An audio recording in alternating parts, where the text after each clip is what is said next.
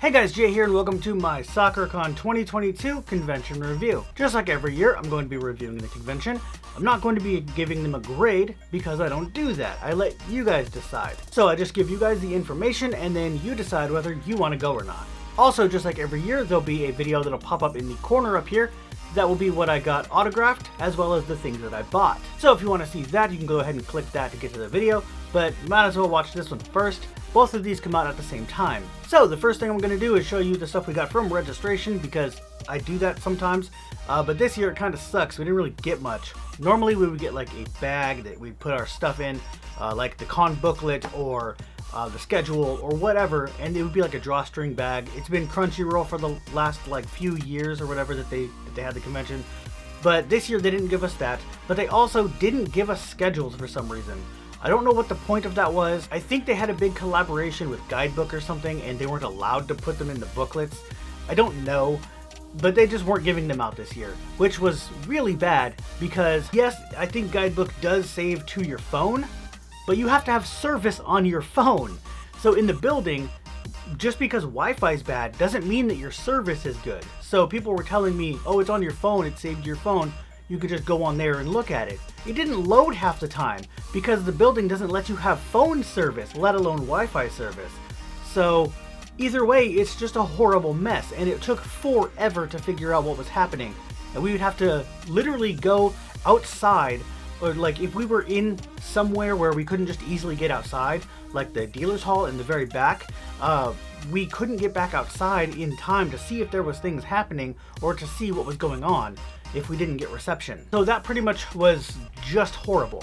But the only things they did give us were the con book magazine sized thing. I don't know what it is. It's basically like it tells you who's gonna be there, what the panels are, but it doesn't tell you the times of anything. There's no schedule. There's also a map, so that's good, but it's useless if you don't know where things are happening because you can't get the schedule. So that sucks. But I collect these from them, so I might as well. But they also had crappy badges. So obviously, like all the time, I'm going to cross out my real name on here. I need to just use tape so it doesn't damage it. At first we thought these were more of a paper because they don't feel that plasticky. They kind of just feel like a waxy paper. But my friend actually dipped it in water at the hotel restaurant and it just went right off like it was waterproof. So that's a good thing. I thought they were going to get destroyed on Saturday because it poured down rain. And there was supposed to be thunderstorms. That didn't happen, but it still poured out. So I thought they were going to get destroyed. They didn't because of that, so that's good. But they are really crappy, and if you notice, I have tape on mine. I had to tape it closed because it's two pieces that they folded over, and we weren't allowed to take them apart like that. So they were bowed, kind of. So I made it flat by taping it down. I had the forethought to bring tape in the first place because I had to tape up boxes to bring stuff back. So yeah. Also, this is not part of them. This was something that somebody was handing out. So that didn't go on there. It's just, I stuck it on there because that's what they're for. They're badge banners, and people make them like this. So we were cosplaying from Final Fantasy, so especially Final Fantasy 7, so that's what these are from. But yeah, they also didn't give us a badge holder clip thing, so not only did we not have the plastic holders, but we didn't have the clip to clip it on. It was just put on a lanyard and handed to us, which not everyone can wear a lanyard. I had spiked wigs. I literally couldn't pull it over my head. So I had to make do, and I'm glad I brought safety pins. I had to forethought to bring also that. We needed them, so I brought them. And good thing, because I needed it for this.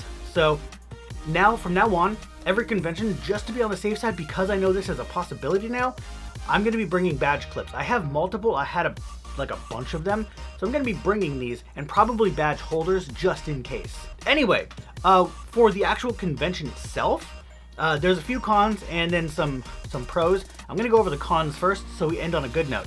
And I have a piece of paper with all of them on it, so we'll be going over that. So the first thing on the list is also what happened at pre-reg, but it wasn't part of the actual things like is it a normal for pre-reg. They gave us adult wristbands for anyone who was over 18 and wanted to go to 18 plus panels. Usually you would get a hand stamp. Like there would be a table in the 4th floor lobby where the main events are and stuff, and you would go to that table and they would check your ID, then they would give you a hand stamp. A lot of people didn't like them because they rubbed off on cosplays. That makes sense. I just understand that. I wouldn't want that either on my white costumes. Totally makes sense. They could give you a wristband that's removable, that has to be destroyed to be removed. That's a possibility. Like something that needs to be cut off. That would work. Then that way you can't pass it off to somebody, you have to cut it. And they can't put it back together. That's a super easy thing to do. But instead of doing something easy like that, they could just make things go by way better. They decided it was a better idea to put a wristband that won't come off, and if it tightens, too bad, I guess you lose a hand. At the very beginning, they were saying they weren't going to replace them and you were not allowed to take them off. First off, what happens if I'm not going to any adult panels, or any panels? I don't go to panels. So they didn't ask me. The lady who I talked to when I got my badge, the cashier person, she literally grabbed my hand, didn't say anything, grabbed my hand, put it on, tightened it, and said, "This is your adult wristband, don't take it off. It does not loosen, it only tightens."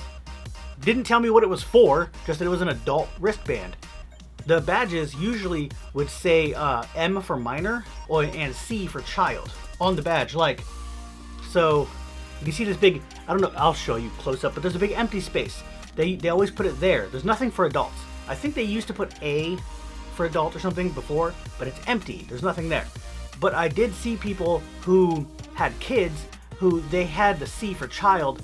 They were under 12, and then 12 and up or 13 and up had an M for minor. So they did do that. They didn't need to have the wristbands. There's other ways of doing it. And they also could have even asked, "Hey, are you going to any of the adult panels?" And if I said no, then okay, we're not going to give you a wristband then. Not just grab my hand and put it on. That's not how it works. And I talked to multiple people and they said that people did that same exact thing to them.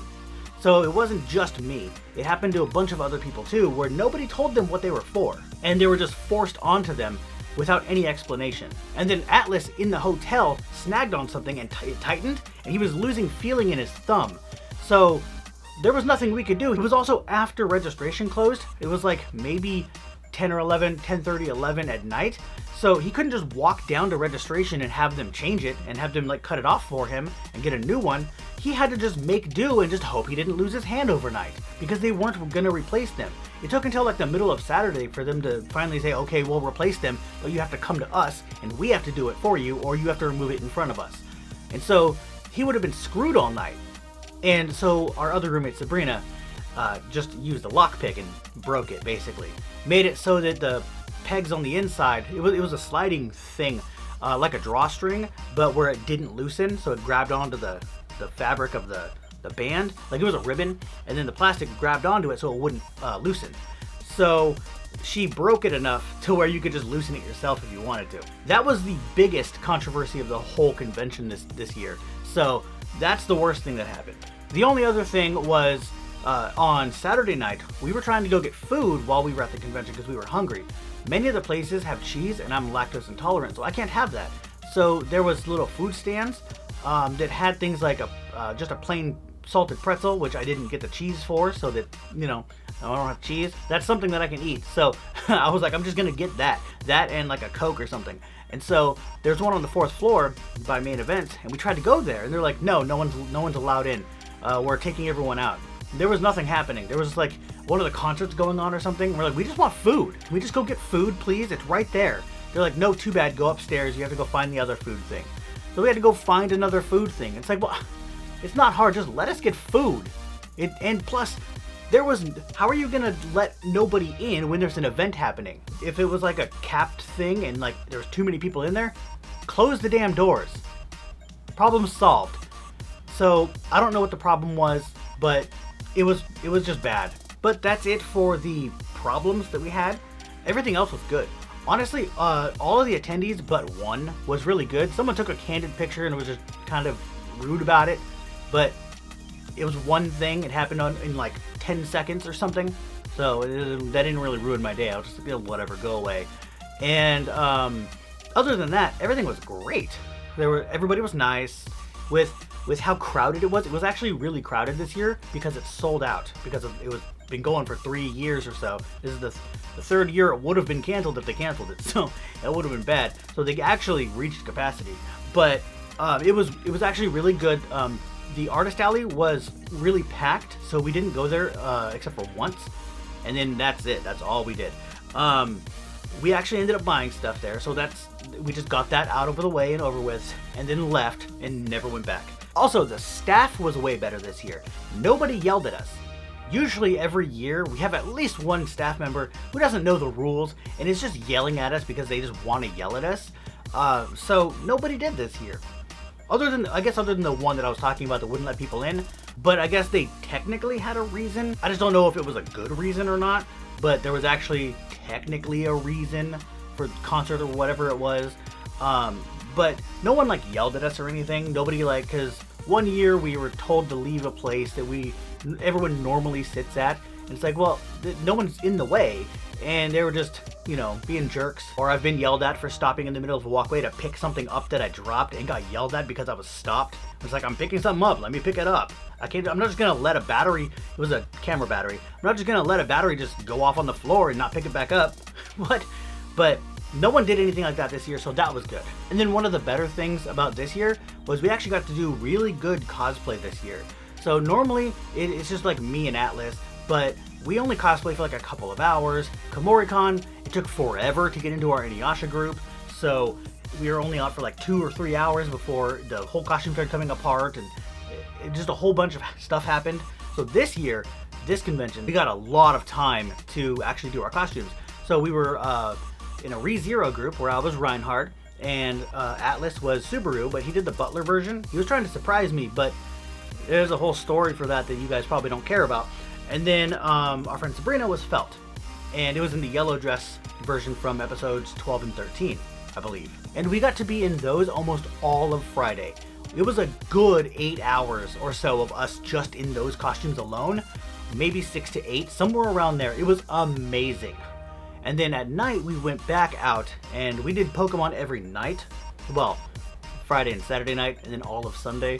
But we did Pokemon Friday night, and that wasn't until the sun went down, basically.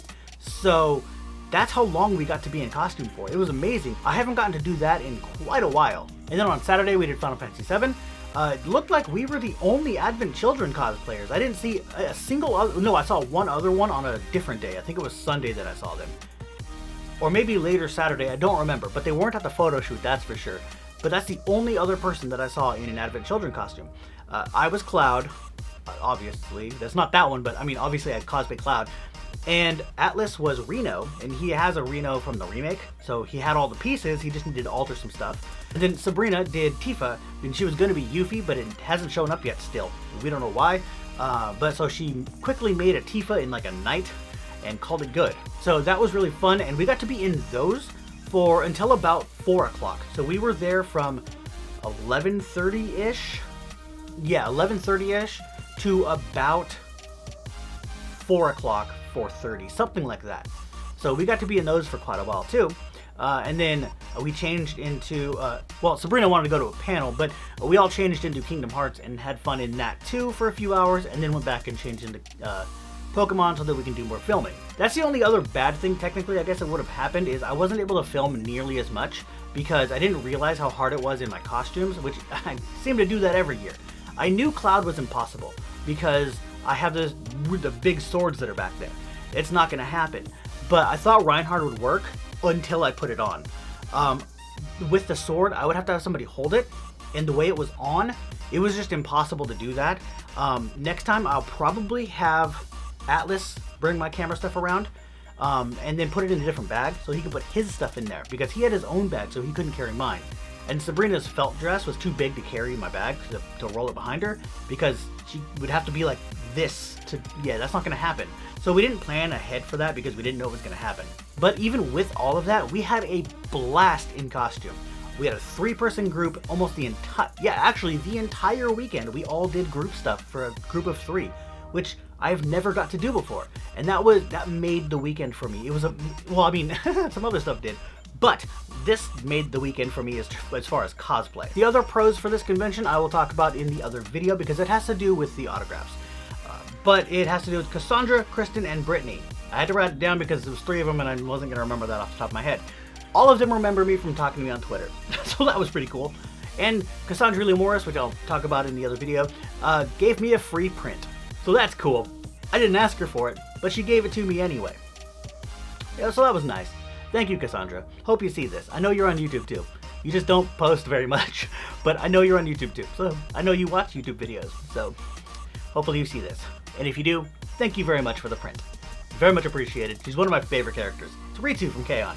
Anyway, that's it for this review. So, as you can see, it got a little bit better. There was only a few things that were bad. And most of the stuff that was bad wasn't the convention's fault. My camera was messing up and a couple other things, and it was just, none of that was their fault. We had a couple of problems with the costumes getting ready in the morning. That also isn't their fault, but it creates stress. And it just makes the weekend a little harder. But all in all, the convention itself was amazing. And it was really good this year, and I'm very happy. This was my 10th year for Sakuracon, because they didn't happen the last 2 years. It's not my 10th con for them, but it's 10 years since the time I started going to them, as well as started going to cons, which is why I did Cloud. I remade it. I did it back then, and this is a remake of it. But that's why this was so important to me, and I'm so happy that everything happened the way it did, and it was good. So, yeah. Anyway, so again, I'm not going to grade the convention on, whatever, but it was good for me. So, make your own decision if you want to go next year, if you even go to this convention. And if not, whatever, not my problem, I guess. But anyway, that's going to be it for this. So if you like it, go ahead and give it that thumbs up. Subscribe for more, and I'll see you guys later.